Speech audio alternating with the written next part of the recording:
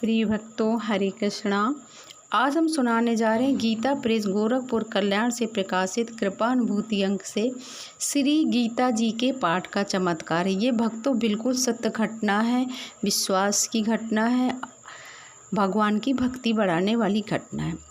घटना 29 जनवरी सन 2016 ईस्वी शुक्रवार की है। जो भैया लिख के भेज रहे हैं वो कह रहे हैं कि मेरी धर्मपत्नी गीता पाठ करने के बाद अपने कमरे में एक खाट पर लेट गई।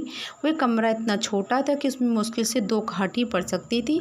उनके बीच में 1 फुट का ही फासला था, मतलब 2 चारपाई के बीच में 1 फुट का फासला था।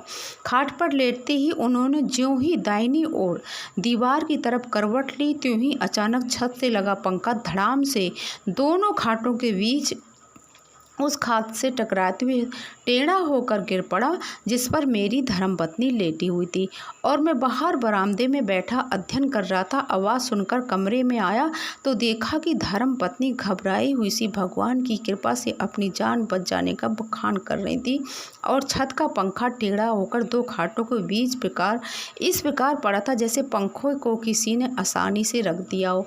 जबकि जनवरी की ठंडी में कोई भी पंखा चालू नहीं करता है। आश्चर्य इस बात का था कि पंखा छत में लगे लोहे के हुक सहित गिर पड़ा था। ये आश्चर्य घटना देखकर मन में कई भाव आए कि वाह भगवान, तेरी विचित्र लीला।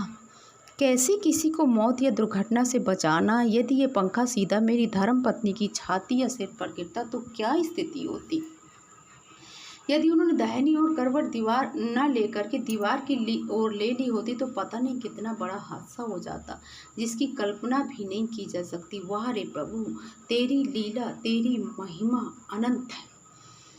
तो वो पति जो थे उन्होंने इस स्थिति को देखा और वो पत्नी ठीक गीता करके ही अपने कमरे में आई थी। तो पति ने अपनी पत्नी से कहा कि देखो, ये भगवान की कृपा और गीता मैया की कृपा है। तुम्हें बहुत विश्वास है गीता के ऊपर, कृष्ण भगवान के ऊपर। उन्होंने तुम्हारी दुर्घटना को जो होने वाली थी टाल दिया।